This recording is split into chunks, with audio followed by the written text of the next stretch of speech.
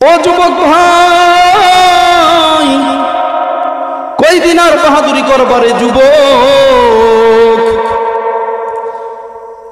এত বাহাদুরি করো যে অমুক বন্ধু আছে আমার, অমুক বান্ধবী আছে আমার।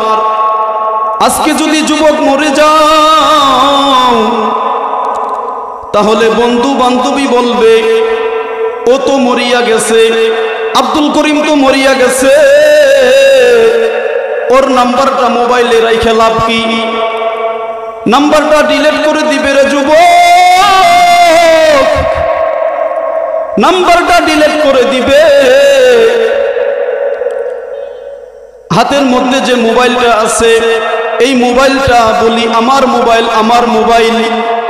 যখন মরে যাবে রে যুবক তখন এই মোবাইলের মালিক আরেকজন হয়ে যাবে। হাতের মধ্যে যে ঘড়িটা আছে রে যুবক, এই ঘড়িটা বলি আমার ঘড়ি, আমার ঘড়ি। এই ঘড়িটা আরেকজন নিয়ে যাবে, বলবে এই ঘড়িটা আমার। ও যুবক, কয়দিন আর বাহাদুরি করবারে যুবক? তোমার মতো কত যুবক প্রতিদিন মারা যায়, অ্যাক্সিডেন্টে মারা যায়। কত যুবক পেপার পত্রিকার মধ্যে খবর আসতেছে যে অমুক জায়গায় বাইক অ্যাক্সিডেন্ট হয়ে মারা গেছে। মার কাছে বইলে আসছে, মা আমি একটু অমুক জায়গা থেকে আসি। সন্তান যখন গেছে পথি মধ্যে অ্যাক্সিডেন্ট হয়ে মারা গেছে। ও যুবক ভাই, এই দুনিয়াটা বাহাদুরি করার জায়গা না রে যুবক। আজরাইল যখন চলে আসবে রে যুবক,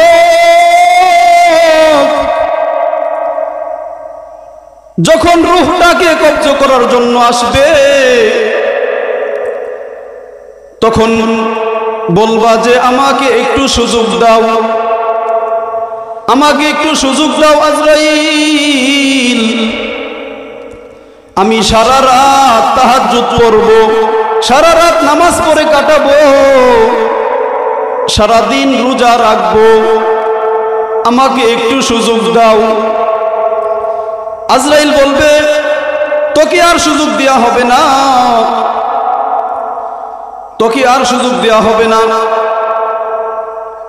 বান্দা যদি গুনাহগার হয় আজরাইল তখন ছিঁড়ে ছিঁড়ে রূহটা বের করবে। এটা কোনো সাধারণ কোনো মাহফিল না রে যুবক ভাই।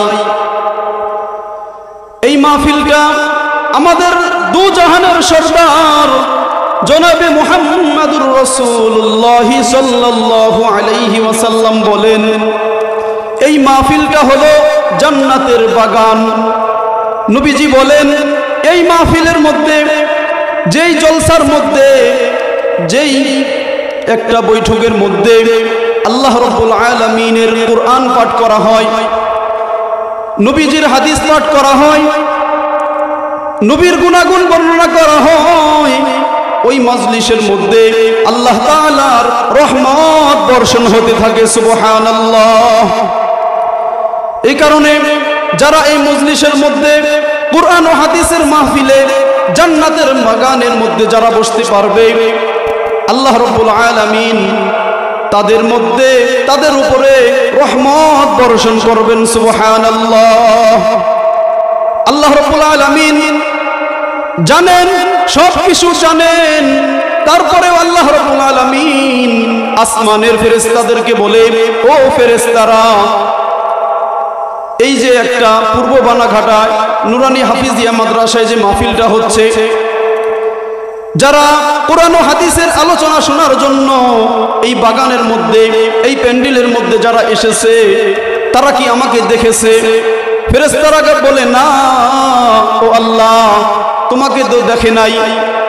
আল্লাহ রাব্বুল আলামিন বলতেছে, ও আমার ফেরেশতারা, যেহেতু আমার বান্দারা আমার গুনাহগুণ শোনার জন্য, আমার হাবিবের বয়ান শোনার জন্য, আমার নবীজির হাদিসের শোনার জন্য এই মাহফিলের মধ্যে এসেছে, এই প্যান্ডেলের মধ্যে এসেছে, এজন্য আল্লাহ রাব্বুল আলামিন ফেরেশতাদেরকে ঘোষণা করে দেয়, ও ফেরেশতারা তোমরা সাক্ষী থাকো, যারা এই জান্নাতের বাগানে বসেছে তাদের সমস্ত গুনাহগুলো আমি মাফ করে দিলাম।